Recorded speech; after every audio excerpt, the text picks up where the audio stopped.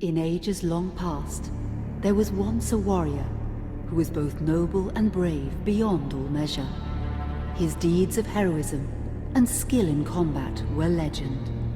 His name was whispered within the hallowed halls of men for countless generations. Yet now his name is lost.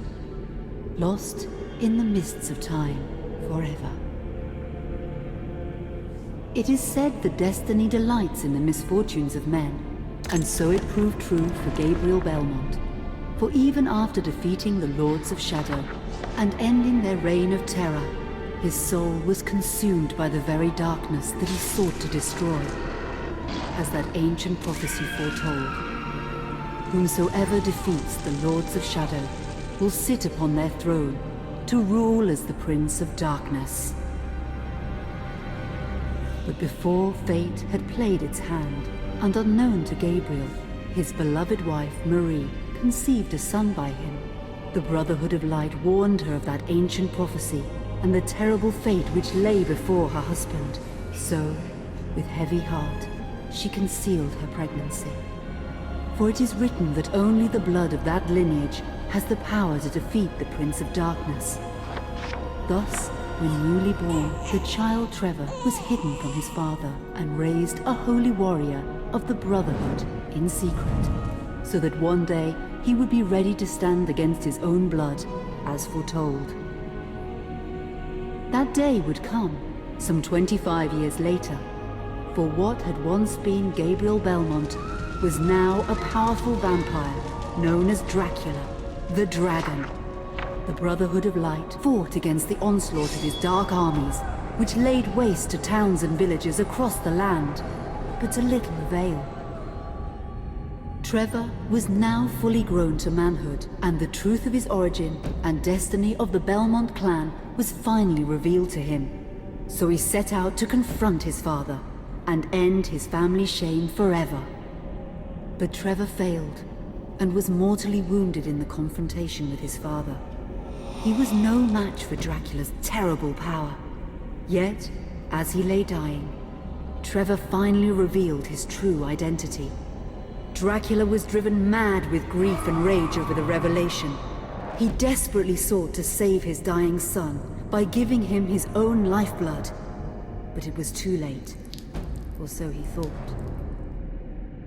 Dracula buried his son within the walls of his great castle, and then swore bloody vengeance upon the world. Raising an army of creatures beholden only to him, he struck with fury and merciless cruelty at humanity. He vowed to hunt God's children for all eternity. But fate still had one last card to play.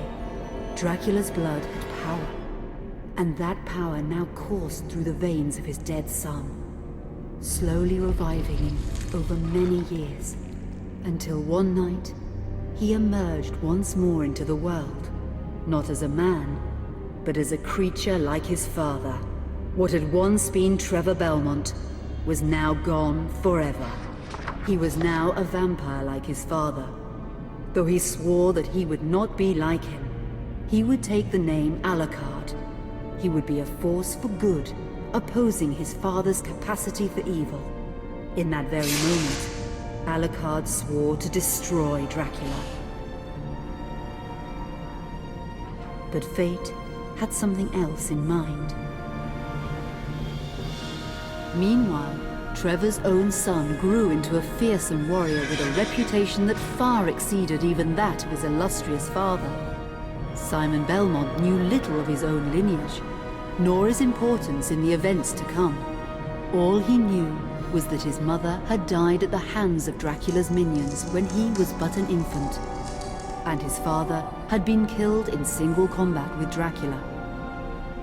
Found and raised by the people of White Mountains, Simon had but one purpose in life: to destroy Dracula for the murder of his parents. After years of training in the arts of war, Simon set off for Dracula's castle and a date with destiny. Once in the castle, Simon met Alucard, and knowing little of the true identity of his companion, joined forces with him. Blood bound them together, and fate took a hand once again, as finally they met their dreaded foe in mortal combat.